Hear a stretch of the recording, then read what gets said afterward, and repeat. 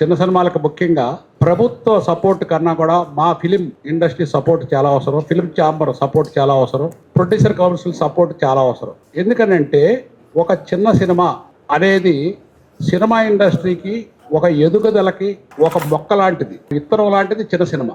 మనం ఎంత పెద్ద చెట్టు అవ్వాలన్నా కూడా ఇత్తనం ఎంత అవసరం, చిన్న సినిమా అంత అవసరం. మీరు చూస్తే చిన్న సినిమా నుంచి జూనియర్ ఎన్టీఆర్ గారి దగ్గర నుంచి చిరంజీవి గారి దగ్గర నుంచి మీరు చూడండి, ఎవరైనా పెద్ద పెద్ద ఆర్టిస్టులు అయిన వాళ్ళు, విజయ్ దేవరకొండ దగ్గర నుంచి అందరూ కూడా చిన్న సినిమాతోనే పైకి వచ్చారు. ఇంక్లూడింగ్ రాజమౌళి గారు, డైరెక్టర్స్ కూడా, కోదండరామిరెడ్డి గారు కూడా, ఆఖరికి రాఘవేంద్ర గారు కూడా, దాసనారాయణరావు గారు కూడా స్వర్గం నరకం సినిమా. అంచేత చిన్న సినిమాలని బ్రతికిస్తే సినిమా ఇండస్ట్రీ పచ్చగా ఉంటుంది.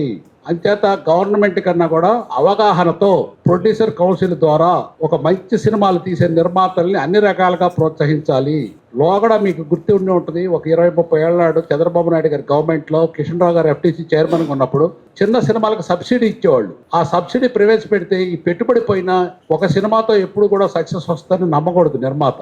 అంచేత దాన్ని పట్టుకొని ఎలాడితే గ్యారంటీగా డెఫినెట్గా మంచి సినిమా తీయగలరు ఏ నిర్మాత అయిన అనుభవంతో. అనుభవం ముఖ్యం. అందుకని గవర్నమెంట్ సైడ్ నా రిక్వెస్ట్ ఏంటంటే 2 గవర్నమెంట్లు కూడా, ఇప్పుడు వెనక ఒక గవర్నమెంట్ ఉండేది, ఇప్పుడు 2 గవర్నమెంట్లోనే కాదు, ఇద్దరుగా జాయింట్ ఒక కమిటీ వేసి చిన్న సినిమాలకి మంచి సపోర్ట్ చేస్తే మంచి మంచి కథలు బయటకు వస్తాయి. అంచేత గవర్నమెంట్లు కూడా చిన్న నిర్మాతలు ఎక్కువ ప్రోత్సహించాలి. మినిస్టర్లు కానీ ముఖ్యమంత్రులు కానీ చిన్న నిర్మాతలకు కూడా పెద్ద నిర్మాతలతో పాటు చిన్న నిర్మాతలను కూడా సపోర్ట్ చేసి అన్ని రకాలుగా అండగా నిలవాలనేది నా రిక్వెస్ట్. సార్, నేను వెంకట్, 10 TV సార్. ఇటీవల ఫిలిం ఛాంబర్ ఒక నిర్ణయం తీసుకుందని తెలిసింది. ఏంటంటే ఏ సినిమాని సరే థియేటర్ 8 వారాల తర్వాతనే OTTకి ఇవ్వాలి అనేసి. అంటే ఈ ప్రభావం చిన్న సినిమాలపైన ఎంతవరకు పడుతుంది అనుకుంటున్నారు సార్? చిన్న సినిమాలు అనేది అసలు ఎవరు చెప్పినా తప్పండి. చిన్న సినిమా అనేది తీటి వరకు తీయగలం కానీ దాన్ని బ్రతికించడం కష్టమైన పని. OTTలు కాదు, అసలు ముందు థియేటర్స్లోనే రిలీజ్ చేయడమే కష్టం అయిపోయింది. ఉదాహరణకి మీరు ఒక సినిమా తీస్తావు, మనం ఫ్రెండ్స్ దగ్గర, స్నేహితుల దగ్గర ఆస్తమ్మో ఏదో సినిమా ప్రోడక్ట్ వరకు తయారు చేయగలం. అది రిలీజ్ అవ్వాలంటే ఇవాళ ఉండే పరిస్థితుల్లో సినిమాకి 5, 6, 10 మంది, 20 మంది కన్నా ఓపెన్ రావట్లేదు. అందుకని థియేటర్కి జనం లోగల్లాగా అప్పుడు ఏమైందంటే తక్కువ సినిమాలు ఉన్నాయి కాబట్టి ఆడియన్స్ ఎక్కువ వచ్చేవాళ్ళు. ఇప్పుడు నెంబర్ ఆఫ్ పిక్చర్స్ ఎక్కువ ఉన్నాయి కాబట్టి ఆడియన్స్ తగ్గిపోయారు. అంచేత ఇంత పెద్ద థియేటర్లో ఇప్పుడు మీరు చూడండి, చిన్న చెప్పాలంటే ఒక 5 ప్రయాణికులు ఉంటే ఒక బస్సు వెళ్తే దానికి ఆయిల్ ఎంత ఖర్చు అవుద్ది, ఒక రైల్లో ఒక 10 మంది 20 మంది ఉంటే ఆ ట్రైన్ ఎంత ఖర్చు అవుద్ది, ఒక విమానంలో ఒక 5, 6 ఎక్కితే ఆ విమానానికి ఎంత ఖర్చు అవుద్దో థియేటర్స్ కూడా అంతే. దానికి తోడేమైంది, ఈ మోనోపలి తీసుకోవటం వల్ల చిన్న సినిమాకి పర్సంటేజీ లేకపోతే ఈ పొయ్యి, ఆ ముఖ్యంగా అన్నిటికన్నా ఈ రేట్లు విపరీతమైన ఈ తిరుబండారు రేట్ల వలన ప్రేక్షకులు సినిమా రాపోవటం వలన అది నిర్మాతలు, ముఖ్యంగా చిన్న నిర్మాతలు నష్టపోతున్నారు. ఎంటైర్ విధానం మార్చాల్సిన అవసరం చాలా ఉంది. గవర్నమెంట్ ఆర్ ఫిల్మ్ ఛాంబర్ ఎవరైనా సరే ఖచ్చితంగా ఇండస్ట్రీ చిన్న నిర్మాత పరిస్థితి అసలు బాగాలేదు, అది 100% సత్యం. గతంలో మీరు మాట అన్నారు సార్, అంటే ప్రొడ్యూసర్స్కి ఒక వాల్యూ ఉండేది, కానీ ఇప్పుడైతే డైరెక్టర్లు కానీ ఇటు హీరోలు కానీ ప్రొడ్యూసర్కి అంత వాల్యూ ఇవ్వట్లేదు అన్నది. ఎందుకు ఈ మార్పు ఇట్లా అయిపోయింది? ప్రొడ్యూసర్ అనేవాడు ఒక క్యాష్ బ్యాంక్ లాగా అయిపోయాడు. ఎందుకంటే సార్, ఎందుకు అవుతారు? నేను అయ్యానా? సరైన నిర్మాత ఎవరికి ఎందుకు లొంగుతాడు? ఎప్పుడు ఎదుటోళ్ళ తప్పు ఉండదు, మనదే తప్పు ఉంటుంది. ఇప్పుడు నేను పెద్ద సినిమాలు తీయగల కదా, ఎందుకు తీయను? నా పరిస్థితులు రామారావుతో, నాగేశ్వరరావుతో, కృష్ణరాజు గారితో నేను పెద్ద సినిమాలు తీశాను కదా, శోభన్ బాబు గారితో. ఇవాళ ఎందుకు తీయట్లేదు?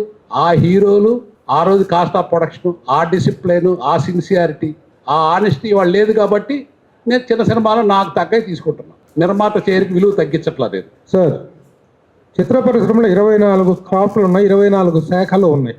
కానీ ఏ శాఖకి ఉన్న అసోసియేషన్ ఆ శాఖ ఉంది.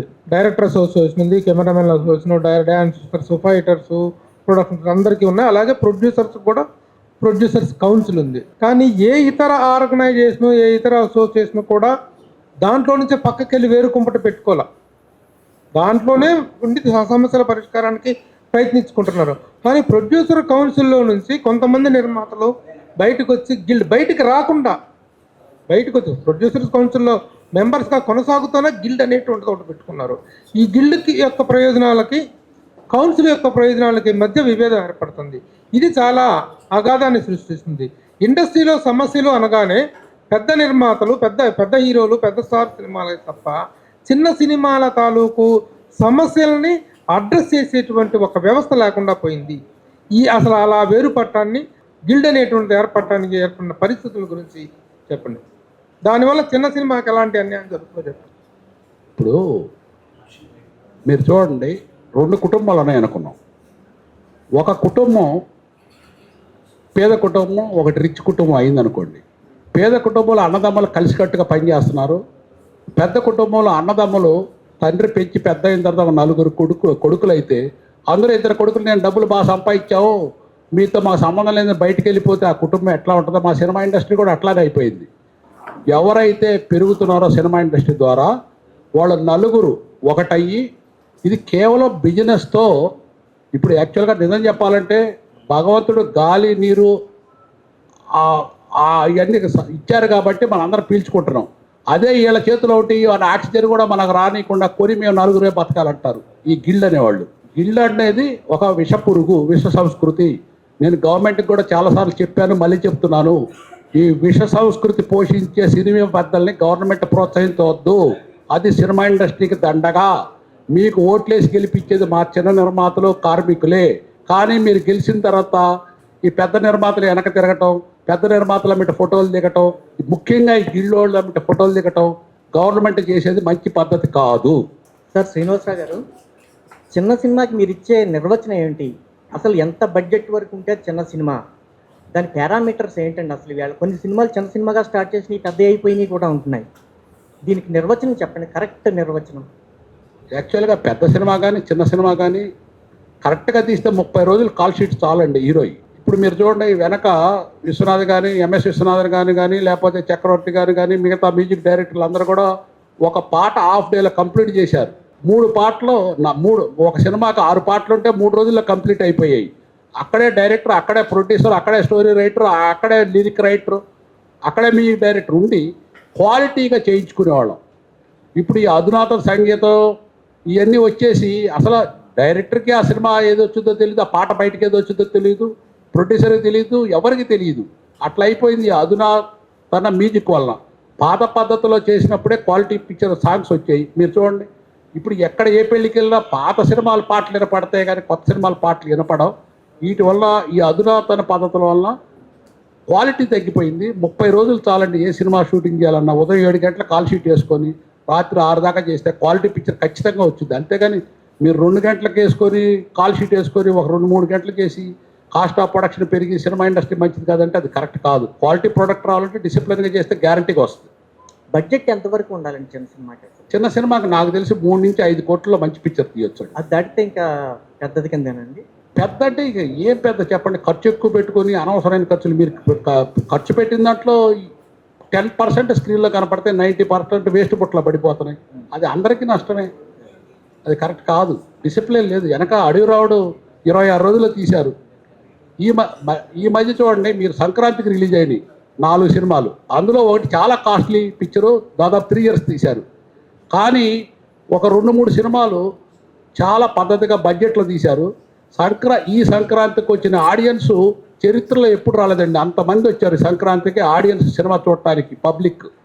కానీ ఆడిన సినిమాలు ఏంది, ఈ డిసిప్లిన్గా బడ్జెట్లో తీసిన సినిమాలే పెద్ద హిట్ అయినాయి. మీరు చూడండి, అవి కూడా ఒక 2-3 సినిమాలు చాలా పెద్ద హిట్ అయినాయి. అవి నెంబర్ ఆఫ్ డే షూటింగ్ తక్కువ, బడ్జెట్ కంట్రోల్లో ఉన్నాయి. ఆ నిర్మాతలు అందరూ కూడా బాగా సంపాదించుకున్నారు. శ్రీనివాసరావు గారు నమస్కారం అండి. మీరు ఫిలిం క్రిటిక్స్ అసోసియేషన్కి ఇవాళ మీటింగ్ వచ్చినందుకు అందరి తరఫున ధన్యవాదాలు. చిన్న సినిమా ఈ రోజున ఈ స్థితికి రావడానికి పరిశ్రమే కారణం కొంతమంది అని చెప్పేసి అనుకుంటున్నారు. మీ అభిప్రాయం ఏంటి? అదే ఇప్పుడు ఎవరు తీసారో, ఇప్పుడు పెద్ద పెద్ద సంస్థలు, ఉషా కిరణ్ ఎట్లాంటి సినిమాలు తీశారు, ఎల్వి ప్రసాద్ గారు ఎట్లాంటి సినిమాలు తీశారు, రామానాయుడు గారు ఎట్లాంటి సినిమాలు తీశారు, విబి రాజ్. ఇప్పుడు మంచి మంచి సంస్థలు మనుషుల లేకపోయినా వారసత్వం ఆర్టిస్టులు రన్ అవుతున్నారు. కానీ వారసత్వం ఈ ప్రొడ్యూసర్స్ రన్ కావట్లేదు. కారణం ఏంటంటే అసలు సినిమా ఇండస్ట్రీలో ఖర్చు పెట్టిన డబ్బు వెనక్కి రాదు. 99%, వెనక 90% వచ్చేది. ఇప్పుడు తగ్గిపోయింది. కారణం ఏంటంటే డిసిప్లిన్ లేకపోవటం, ప్రొడక్ట్ మన చేతిలో లేకపోవటం. సార్ నమస్తే అండి, ప్రకాష్ అండి. సార్ మీరు గతంలో 2022-23లో కొన్ని సినిమాలు రిలీజ్ కూడా చేశారు. మీరు ఇప్పుడు సమస్య చిన్న సినిమాలకి థియేటర్లే దొరకట్లేదనే ఒక పెద్ద సమస్యగా ఉంది సార్. చిన్న సినిమా తీసినప్పుడు థియేటర్ దొరకకపోతే ఏం చేయాలి అసలు నిర్మాత? మీరు చిన్న సినిమాలు తీసి మీరు కూడా కొద్దిగా ప్రాబ్లం ఫేస్ చేసినట్టుగా ఉంది. మీ పర్సనల్ ఎక్స్పీరియన్స్ ఏంటి రిలీజ్ టైంలో? ఇప్పుడు చిన్న సినిమా తీసే నిర్మాతలకి మినిమంగా 60-70 స్క్రీన్స్ అన్నా లేకపోతే అసలు సినిమా వచ్చింది పోయింది అనేది కూడా ఎవరికి తెలిసే పరిస్థితులు ఉండదు సార్.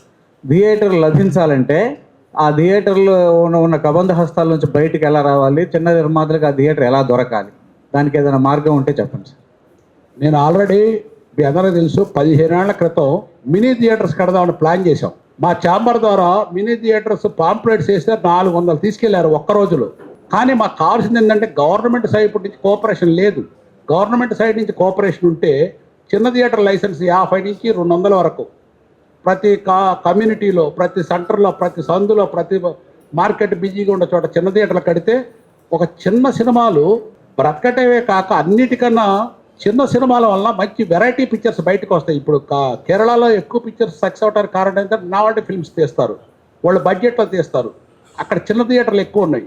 ఇక్కడ కూడా ఈ పెద్ద థియేటర్లు పెద్ద సినిమాలకు వాడినా చిన్న థియేటర్లకి గవర్నమెంట్ మినీ థియేటర్ లైసెన్స్ ఇస్తే ఒక టైప్ ఆఫ్ పిక్చర్స్ చిన్న సినిమాలు చాలామంది తీస్తారు. డెఫినెట్గా బాగుంటుంది. మినీ థియేటర్లు కనుక స్టార్ట్ చేస్తే చాలా బాగుంటుంది. సార్, ఇప్పుడు హీరోలు లేకపోతే పెద్ద కాస్టింగ్ డైరెక్టర్ పెద్ద ఉన్నప్పుడే వ్యాపారం అవుతుంది కదా, అలాంటప్పుడు ఈ ఓటీటీ ప్లాట్ఫామ్స్లో ఈ సినిమాలు ప్లే చేయడానికి అవకాశం ఉండట్లేదండి. అంటే హీరోని చూసి ఓటీటీలు కొండవా ఉంటున్నాయి. ఎందుకంటే మనకున్న 3-4 ఓటీటీ మెయిన్. సో థియేటర్స్లో ప్రూవ్ అయితే వాళ్ళు కొంటారు. ఒకవేళ లేదంటే వీళ్ళు పాపం మొత్తం సర్వనాశనం అయిపోతున్నారు. నిర్మాత చిన్నోడు అంటే చిన్న బడ్జెట్, వాళ్ళకి అవకాశం ఉండట్లేదు. అంటే ఈ ఛాంబర్స్ అన్నీ ఉన్నాయి కదా, మీ తరఫున అప్పట్లో ఏదో ప్రపోజల్ వచ్చినట్టుంది ఓటీటీ ప్లాట్ఫామ్ ఛానల్స్ తరఫున, అంటే మీ ఛాంబర్స్ తరఫున లేదా ప్రొడ్యూసర్ కౌన్సిల్ తరఫున అలాంటి ఏదైనా ప్రపోజల్ చేసి వీళ్ళందరికీ ఒక ప్లాట్ఫామ్ సృష్టిస్తే అట్లీస్ట్ రెవెన్యూ షేర్ కానీ ఓ చిన్న అమౌంట్ కానీ వాళ్ళు ఊపిరి పీల్చుకోవడానికి అవుతుందేమో అని ఒక ఆలోచన ఉంది. అదొక్కసారి దాని మీద ఏమైనా మీ అభిప్రాయం చెప్పండి సార్. యాక్చువల్గా ఈ ఓటీటీ అనేది మీరు మొదల నుంచి తీసుకుంటే ఫస్ట్లో మనకి టీవీ సీరియల్స్ వచ్చాయి, ఆ తర్వాత కేబుల్ టీవీ వచ్చింది, ఆ తర్వాత మన దగ్గర జెమినీ టీవీ, ఈ టీవీలు వాళ్ళు కొనేవాళ్ళు. ఇప్పుడు దానికి ప్రత్యామ్నాయంగా ఓటీటీ అనేది ఒక పేరు పెట్టారు తప్ప ఇందులో ఏం తేడా లేదు. ముఖ్యంగా హీరోలు గుర్తుపెట్టుకోవాల్సింది ఏంటంటే ఆ రోజుల్లో టీవీ సీరియల్ రామానంద సాగర్ గారిది రామాయణం సినిమా వచ్చింది, మహాభారతం వచ్చింది. ఆ హీరోలు ఎవరికన్నా ఇవాళ యాడ్లో కానీ ఎక్కడన్నా కనపడుతున్నారా మనకి?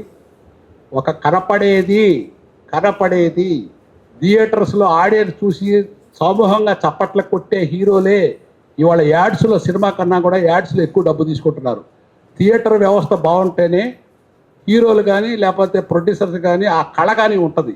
ఇది మాత్రం ఈ ఓటీటీ అనేది ఎక్కువ రోజులు ఉండదు నాకు తెలిసి. ఇప్పటికే చాలా దెబ్బతిరిపోయింది అది. సినిమాలే ఎప్పటికీ పర్మనెంట్గా ఉంటాయి, థియేటర్సే బాగుంటాయి. అందుకని థియేటర్స్ని మనం నిర్మాతలో, సినిమా ఇండస్ట్రీ థియేటర్లు బతికించుకోవటం ఎట్లా అనేది ముఖ్యం. థియేటర్లు ఉంటేనే బాగుంటుంది. ఇవన్నీ ఓటీటీలు నమ్మకం పెట్టుకోవద్దు. సార్ శ్రీనివాస్ గారు, సరికి ఎన్టీఆర్ గారితో, ఏఎన్ఆర్ గారితో, సోహన్ బాబు గారితో ఎన్నో బ్లాక్ బస్టర్లు ఇచ్చిన మీరు తర్వాత ఎందుకు చిన్న సినిమాల వైపు మళ్ళట కారణాలు ఏంటి? అలాగే భవిష్యత్తులో అయినా పెద్ద హీరోలతో సినిమా తీసే ఆలోచన ఉందా? అలాగే మీ అబ్బాయి కూడా హీరోగా కొన్ని సినిమాలు చేశారు. సో మీ వారసత్వంగా సినిమా ఇండస్ట్రీలో ఎవరు ఉంటారు అంటే? ఇప్పుడు నేను సినిమాలు తీసిన హీరోలు ఎవరు? కృష్ణరాజు గారు, లేకపోతే శోభన్ బాబు గారు, నాగేశ్వరరావు, వీళ్ళే కదా. నాకు అప్పుడు తీసిన డైరెక్టర్లు ఎవరు? అజయ్ కుమార్ గారు, లేకపోతే పి చంద్రశేఖర్ రెడ్డి గారు, సదాశివరావు గారు. ఇప్పుడు నేను పెద్ద సినిమాలు మానేస్తే వాళ్ళు కూడా సినిమాలు మానేశారు. కారణం ఏంటంటే ఆ క్వాలిటీ ప్రొడక్ట్, ఆ క్వాలిటీ పీపుల్ బాగా తగ్గిపోయారండి. అంత తప్ప నేను ఇప్పుడు తీయగలను. కాకపోతే ఏంటంటే నేను ప్రొడ్యూసర్ చేతిలో సినిమా ఇండస్ట్రీ ఉండే రోజులు ఇప్పుడైతే కాదండి. ఇప్పుడు ఏ పెద్ద నిర్మాత సంతోషంగా ఉన్నారో గుండె మీద చేసుకొని చెప్పానండి. నేను సంతోషంగా ఉన్నాను. కారణం ఎందుకంటే నేను పెద్ద సినిమా తీయట్లేదు కాబట్టి సంతోషంగా ఉన్నాను. ఖచ్చితంగా మా పద్ధతిగా ఉండి వాళ్ళ రెమ్యూనరేషన్ ధర్మంగా, తక్కువద్దు, ధర్మంగా ఉంటే నేను తీస్తాను, ఎవరితో తీస్తాను. సార్, నా పేరు నవీన్ సార్. సార్, చిత్రపూడి కాలనీకి సంబంధించిన కొన్ని ఇష్యూస్ లాస్ట్ అంటే బ్యాంక్ ఆప్షన్కి వెళ్ళడం జరిగింది.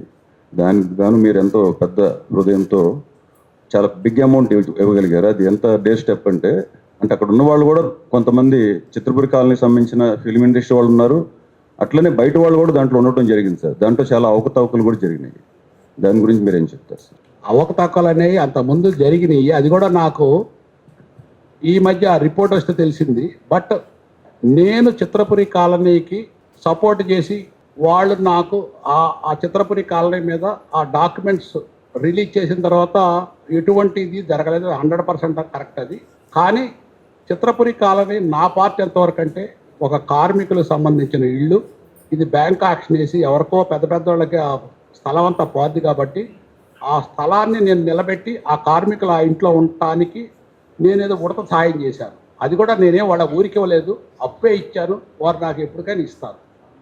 నాకు కాకపోతే ఏంటంటే అది ఎవరికో పోకుండా చిత్రపురి కార్మికులకు ఉన్నది కాబట్టి నాకు సంతోషం. ఒక మంచి పని చేశాను. 4800 మంది అండి.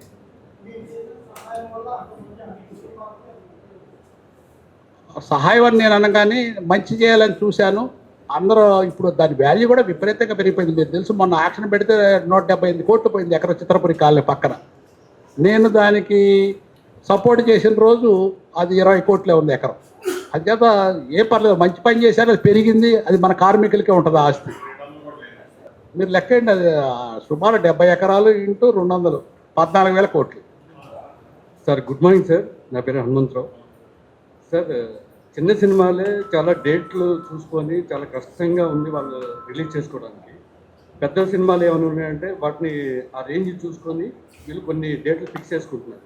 ఆ టైంలో కూడా రీ రిలీజ్ అని పెద్ద పెద్ద సినిమాలని ఆ టైంలోనే రిలీజ్ చేస్తున్నారు. ఒక నిర్మాతగా దీన్ని మీరు ఎంతవరకు సమర్థిస్తారు? దాన్ని ఇప్పుడు ఇండస్ట్రీ రిలీజ్ డేట్ అనేది ప్రొడ్యూసర్ చేతిలోనే ఉంటుంది, ఎవరి సంబంధం లేదు. అది మనం పెద్ద సినిమా చిన్న సినిమా మీరు చూస్తే ఒక పెద్ద హీరో సినిమా మీద ఆనంద్ సినిమా పడింది. సినిమాలో క్వాలిటీ ఉంటే ఆనంద్ పెద్ద హిట్ అయింది, ఆ పెద్ద హీరో సినిమా ఏం ఆడలేదు. అట్లానే హీరోలు అంటే ఏదేమైనా ముళ్ళు మీద ఆకు పడినా ఆకు మీద ముళ్ళు పడినా ముళ్ళుకే నష్టం కాబట్టి చిన్న నిర్మాతలు కొంచెం జాగ్రత్తగా మంచి డేట్ ప్లాన్ చేసుకోవటం మంచిది. అంటే పెద్ద సినిమా లేని రోజు అయితే కొంచెం బెటర్. హీరోలు, ఆ పెద్ద డైరెక్టర్ నలుగురు, వీళ్ళందరి మించి మోనోపలి చేసేవాళ్ళు, వీళ్ళందరికన్నా సినిమా ఇండస్ట్రీలో ఎవరు గ్రీన్ రోజు పాడిగేది ఆదాయం. సినిమా ఇండస్ట్రీ పెద్ద అయినా క్యూబిఎఫ్ వాళ్ళు మాత్రం పచ్చగా ఉన్నారండి. అది కాదు బాబు, మార్నింగ్ షో వేసినా మ్యాట్ని వేసినా ఫస్ట్ షో వేసినా మీరు లోపల తిరుబండారాల రేట్లు బయట వాటర్ బాటిల్ 10 రూపాయలు ఆడ 150 రూపాయలు అమ్ముతుంటే అసలు ఆడియన్స్ లోపలికి పోతే కదా. మీరు ఒకటి అర్థం చేసుకోండి, నిర్మాతను అన్యాయం చేస్తుంది ఈ మోనోపలి చేసే వ్యక్తులే. ఇంకా వేరే నేను అన్పార్లమెంటరీ వర్డ్స్ మాట్లాడను. బట్ వాళ్ళ వల్లే సినిమా ఇండస్ట్రీ ఒక ఆడియన్స్ రాపోవడానికి, నిర్మాత నష్టపోవడానికి కారణం ఈ థియేటర్ మోనోపలి, క్యూబిఎఫ్ రేట్లు. నేను చిన్న నిర్మాత అని చెప్పుకోవడానికి గర్వపడతాను. ఎందుకంటే నేను తీసిన ఫస్ట్ సినిమా లైలా చిన్న సినిమానే. ఆ తర్వాత నాగేశ్వరరావుతో దాపత్యో కృష్ణరాజు గారితో అట్లా తీశాను. కాబట్టి ఎప్పుడు మీరు ఏమైనా పెద్ద కొడుకు మీద కొంచెం ఎట్లా ఉంటుందో నాకు చిన్న సినిమా మీద అట్లా ఉంటుంది. Sir Janardhan sir, Andhraprabha. మన పెద్ద సినిమాలు ఎలాగో రిలీజ్ అయిన తర్వాత ఓటీటీలు వస్తాయని అది వేరే మాట. చిన్న సినిమాలు ఈ మధ్యకాలంలో కొన్ని ఓటీటీస్ వచ్చిన తర్వాత థియేటర్లు వస్తున్నాయి, థియేటర్ తర్వాత ఓటీటీలు వస్తున్నాయి. వాటికి మీ సలహాలు ఏంటి? మామూలుగా దాని గురించి చెప్పండి. లేదండి, ఓటీటీలు అనేది ఏం ఉపయోగం లేదు. థియేటర్లో వస్తే ఇప్పుడు నిన్న బెల్లంకొండ సురేష్ గారి సినిమా ఒకటి కాంచన రిలీజ్ చేశారు. ఆయన ఎవరో 10 లక్షలకు కొన్నారంట. నేనన్నది ఎంతవరకు కరెక్టో, అది దాదాపు 4 లక్షల షేర్, 4 కోట్ల షేర్ వస్తుంది. మరి థియేటరే కదా. అందుకని ఎప్పుడు థియేటర్లు బాగుండాలి, చిన్న నిర్మాతలు బాగుండాలంటే థియేటర్ రీజనబుల్గా ఉండాలి.